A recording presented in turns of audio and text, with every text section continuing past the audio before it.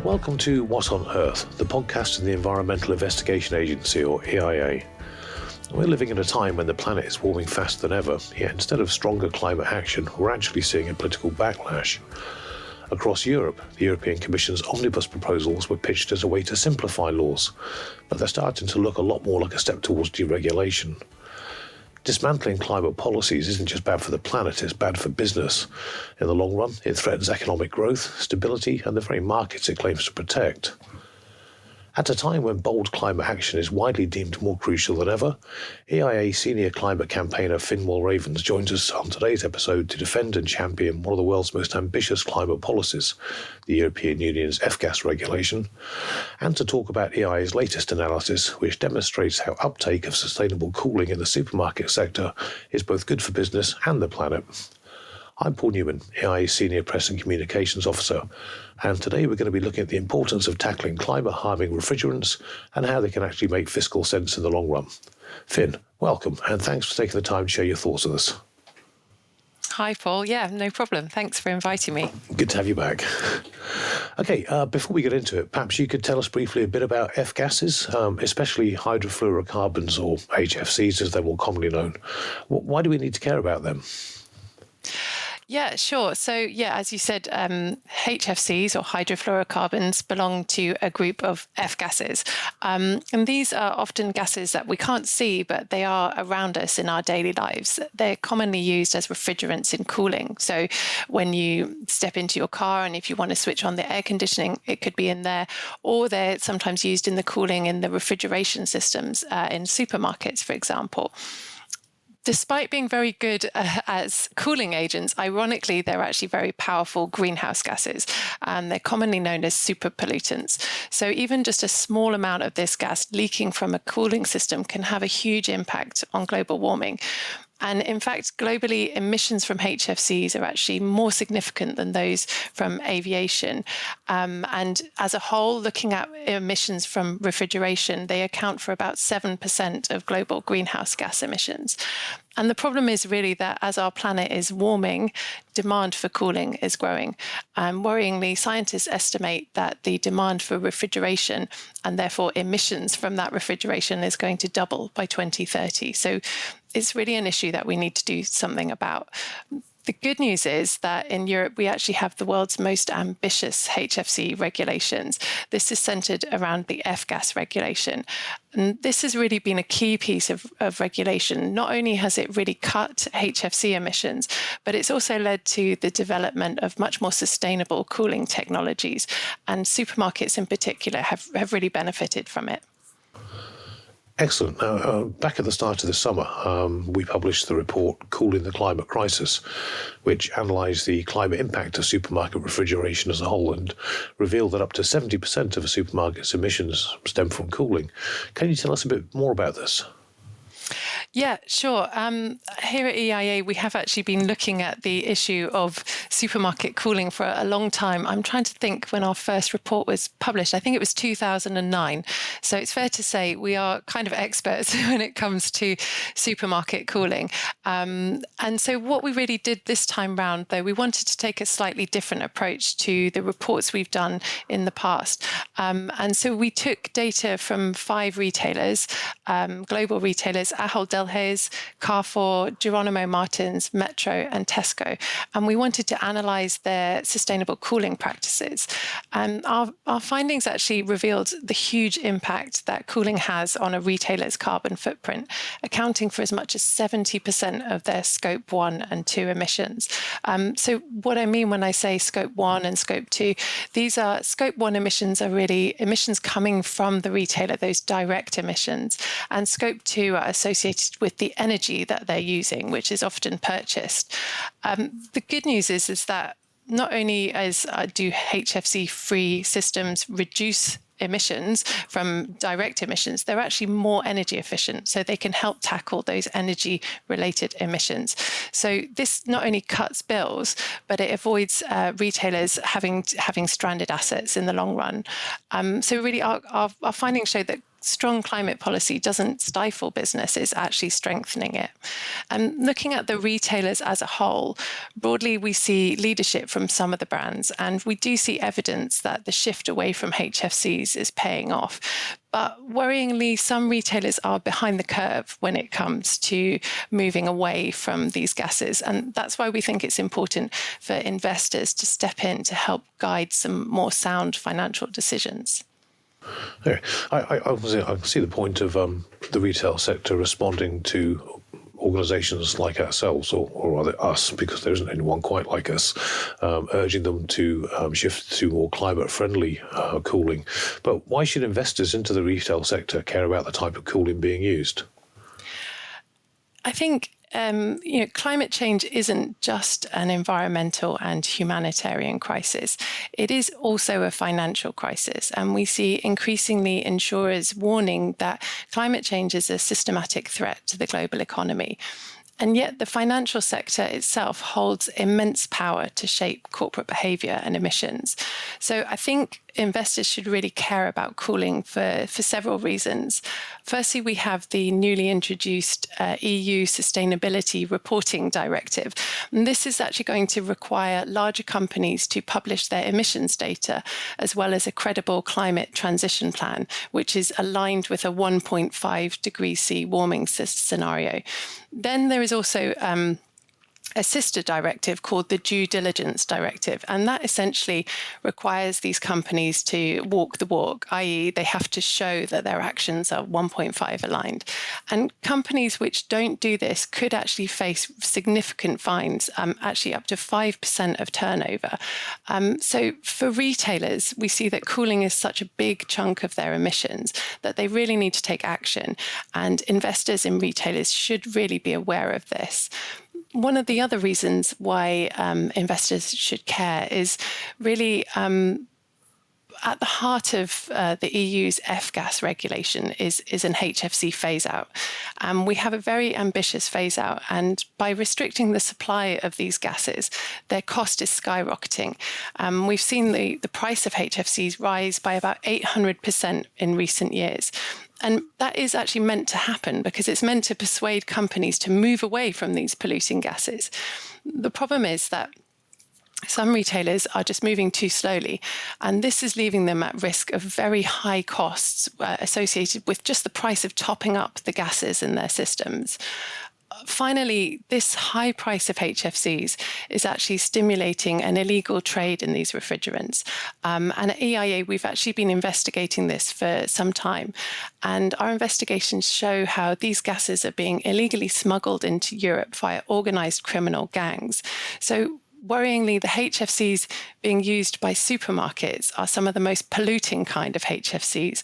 And these are the type of gases that are often also commonly smuggled into the EU. So retailers don't really want that reputational risk of being associated with organised crime. So it's definitely a reason to avoid them. Yeah, and I suppose given the damage that the climate-harming status quo is doing, the over-reliance on fluorinated gases, what are the alternatives that are available to the supermarket sector? Yeah, well, I mean, there are some really good alternatives available. And as I said, we've been working on this for a long time. And over that period, we've seen the technological advancement of these alternatives really result in some really good new systems on the market. The alternatives to F-gases are really centered around a group of gases called natural refrigerants. And these encompass refrigerants like carbon dioxide, ammonia, hydrocarbons. And they have their kind of climate impact is generally measured using an index called a global warming potential. So that's something's global warming impact in comparison to carbon dioxide.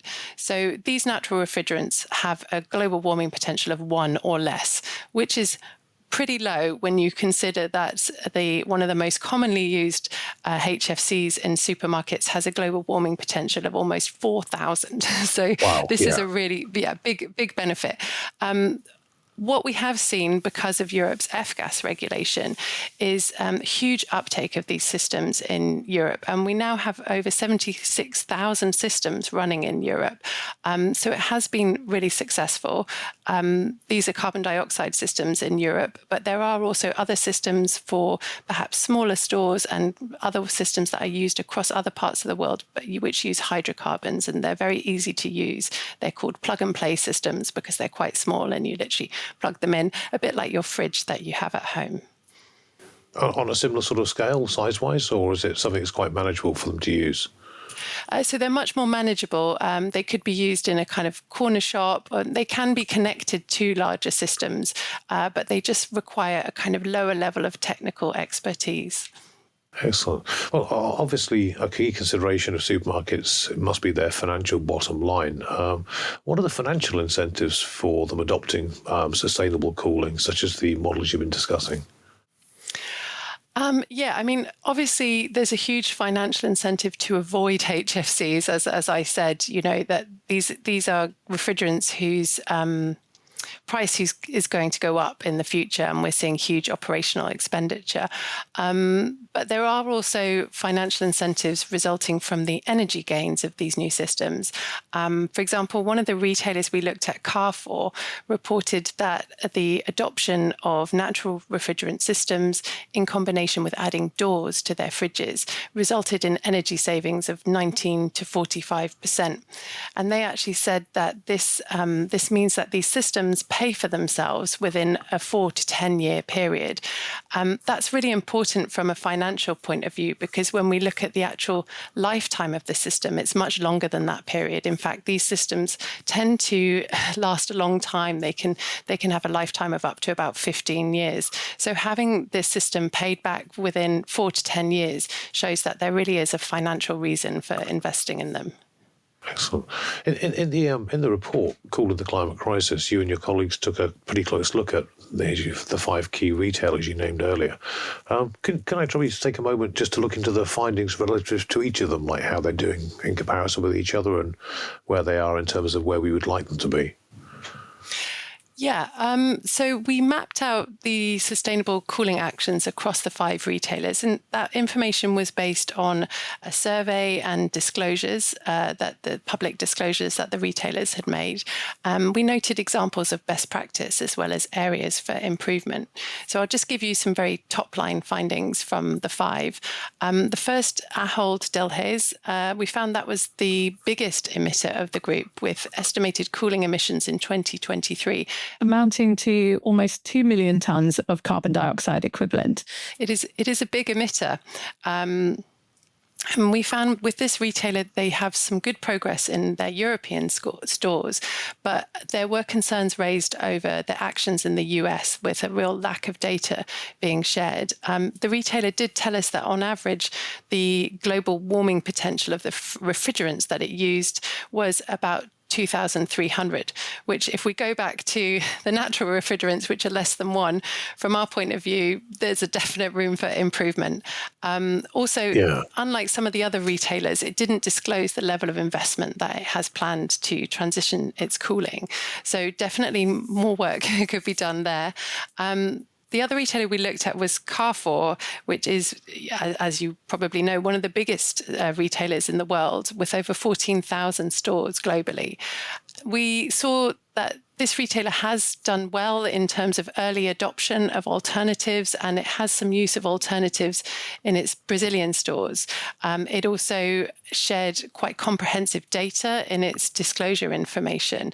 But what was quite concerning was that the retailer reported that just 19% of its stores were using sustainable cooling. And also when we analysed the financial data, we found that it had the lowest percentage of capital expenditure allocated to its sustainable cooling. So we were quite concerned that, such a big retailer is actually kind of behind the curve. The other retailer we looked at was Geronimo Martins. This is a retailer with stores in Portugal, Poland, and Colombia. We were really impressed by their rapid HFC phase out, evidenced by the fact that more than 97% of their Colombian stores use natural refrigerants, which is really impressive because one of the things we often hear from retailers is it's easy in Europe, but outside of Europe, it's not the same. So Geronimo Martins were really showing us how, what could be done. A similar positive picture was painted by Metro AG, and they are a food wholesaler with stores across Asia and Europe. So like Geronimo Martins, they've also made a sustained financial commitment to sustainable cooling. And that was really evidenced by the fact that about half of their stores were using natural refrigerants. And again, importantly, stores outside of Europe. So they're really proving that this isn't just about stores in Europe. And then the last store that we looked at, which may be more familiar to some of our UK listeners, would be Tesco. Unfortunately, Tesco doesn't have a great engagement policy with civil society, and nor does it do much in terms of its disclosures. But the information that we were able to find showed us that actually 1/3 of their stores are running on natural refrigerants. So despite not being great at talking about it, they're actually doing quite a good job. And we also found that this retailer was trialing the use of natural refrigerants in cooling transport. So their lorries, their refrigerated lorries, which is actually a really tricky area to transition. So they did get a kind of extra bonus point for that. Can I just for my own information and clarity, really, is it more difficult to, if you like, make refrigerated transport more appropriate because of the nature of it being on the move? Is that the problem, or is that the technology is not quite there yet? That's exactly it. These lorries are bouncing around all over the roads, and it's quite difficult to use alternatives. But what we actually see in some of the smaller lorries, like the ones where you may get your online shopping delivery delivered in, we have actually seen some really good advances on the use of hydrocarbons and natural refrigerants in those lorries. And particularly as those lorries are moving towards electrification, we see that actually natural refrigerants and electric vehicles go really well together. So there is promising actions happening there. Nice. Well, to help retailers navigate the complexities of climate-friendly cooling, I gather you and your colleagues have been particularly useful and developed a net zero supermarket cooling pathway. Can you tell us a bit about that and how it works and how it helps? Yeah, I think what we saw was based on our experience in the sector and the best practice by the retailers. We could see that there is a kind of pathway towards achieving success when it comes to sustainable cooling. So we thought it would be helpful to share that, really, and it's built around 4 pillars. And the first is really about just sharing what you know, disclosing your data, being transparent, and planning your transition. So we found that the retailers that have done well are those that have really mapped out the number of stores that they have relying on HFCs and developed a costed plan to convert those stores, and importantly, allocated the capital to do that. And the second part of the pathway is really about getting results, reducing refrigerant emissions. We've asked retailers to commit to a total HFC phase out in their European stores by 2030 and in their non-European stores by 2040. Whilst 2040 might seem like quite slow to you. These cooling systems last 15 years. So we're 2025 now. Doing the maths makes you realize that actually, if you want to be totally rid of HFCs in your estate by 2040, there is no scope for installing new systems that use HFCs anywhere in your global operations. And that's really the message that we're trying to get across. There are other measures that they can be doing to reduce those emissions, such as tackling leakage and prioritizing the kind of worst HFC using stores for early phase out. And then the third aspect of the pathway is about really reducing those energy-related emissions. As I've already said, the good news is that avoiding HFCs also results in energy savings through the better energy efficiency of these new systems. But you can do additional things like adding doors to fridges, and also the use of heat recovery can really help. Other measures such as perhaps on-site renewable energy generation through the use of solar panels are also good ways to help reduce those energy-associated emissions. And then finally, we felt that it was important that retailers don't just look at their kind of direct emissions, they need to look at the impact of emissions along their supply chain. And this is something that we see has been largely unaddressed. One retailer stood out, though, as really taking action here, which was Geronimo Martins, who had told us that they'd been engaging with suppliers to help shift the refrigerants in shipping containers and also working with transport refrigeration providers. So, yeah, there's basically those kind of 4 pillars. We have outlined it in our report and got some nice graphics to help guide retailers and investors along that way. Excellent. Well, when we come to put this podcast on the website, I'll make sure to include links to all of the relevant reports so that people can find them quite easily. One thing I'd like to just go back to briefly, you mentioned earlier on that people justifying not necessarily adopting climate-friendly cooling in some global regions, such as Asia or South America, would use that as well. You don't understand the situation is different here. How is it different, and what particular challenges do those kind of regions face compared to, say, Europe? Is it simply that it's hotter? Yeah, I mean, it is hotter, that's for sure, and that can be challenging. I think the challenges that retailers face outside of Europe is really about access to trained engineers. So the predominant systems used in Europe are carbon dioxide systems. These are proving to be very efficient, and retailers are very happy with them. But carbon dioxide works at high pressure, and you do need to have engineers who are well trained and able to deal with these gases safely.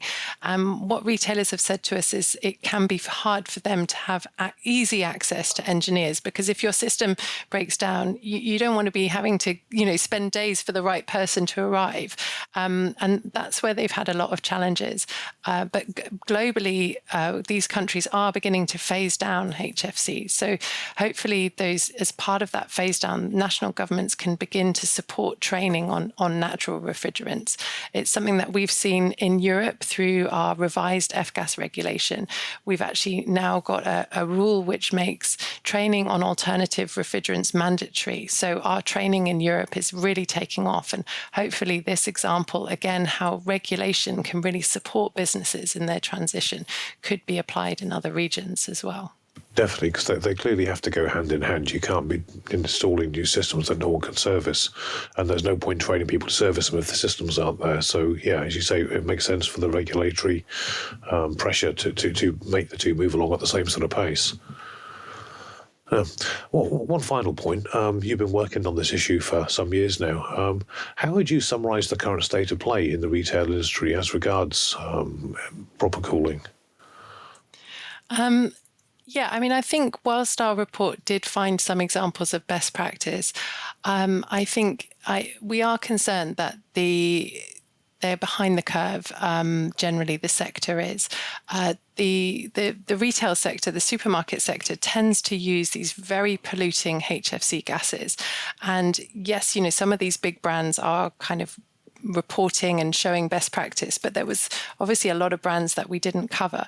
And the worry is that there's, still a lot of systems that are using HFCs and they're not being prioritized for phase out. And in the next few years, Europe's F-gas regulation is going to further cut the supply of HFCs to European markets.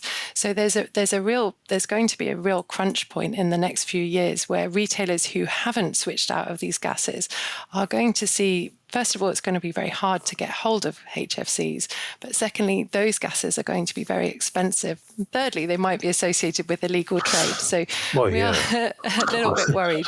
I guess both the cost of them and the risk of criminals being involved increases exponentially as they become rarer on the market.